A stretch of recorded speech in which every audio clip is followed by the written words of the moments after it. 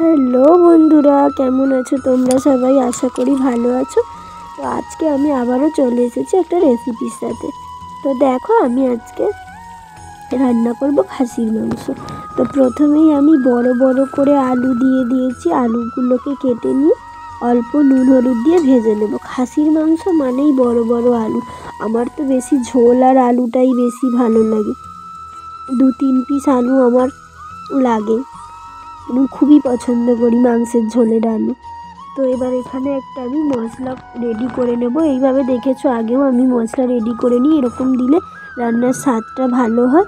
হলুদ গুঁড়ো, লঙ্কা গুঁড়ো, ধনে গুঁড়ো, জিরে গুঁড়ো, কাশ্মীরি লঙ্কার গুঁড়ো সমস্ত কিছু দিয়ে, আর দিয়েছি টক দই, নুন আর পরিমাণ মতো চিনি দিয়ে আমি এটাকে ভালো করে মিশ্রণটা বানিয়ে নেব। তোমরাও এরকম মিশিয়ে রান্নায় ব্যবহার করবে, দেখবে রান্নার টেস্ট বেশি ভালো হয়।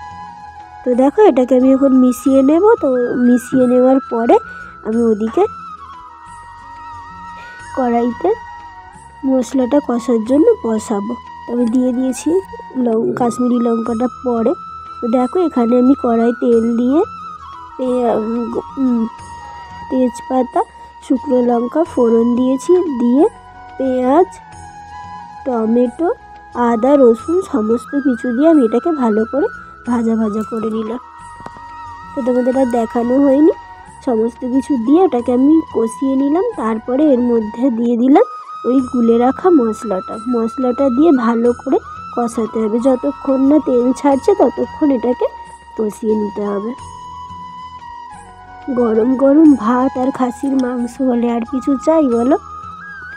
আমার তো খুবই ভালো লাগে। তোমাদের কেমন লাগে মাংসের ঝোল আর ভাত খেতে? আমার তো অন্য কিছুর থেকে সাদা ভাত দিয়ে খেতেই বেশি ভালো লাগে। তো দেখো, আমি এখানে মাংসটাকে প্রেসারে 3টে সিটি দিয়ে রেখেছিলাম নুন হলুদ দিয়ে। তো সেটাকে এবার এর মধ্যে ঢেলে দিলাম। দিয়ে এবার এটাকে ভালো করে কষাতে হবে।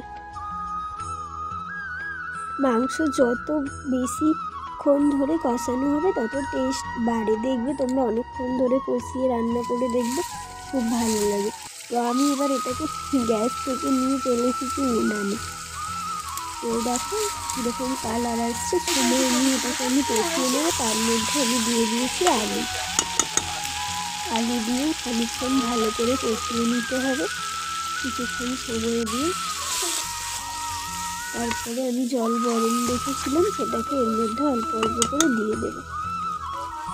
আমি প্রথমটা গ্যাসে করলাম। তুমি প্রথম থেকেই কাঠের উনানে মাংস রান্না করে দেখবে, তার টেস্টটাই অন্যরকম লাগে।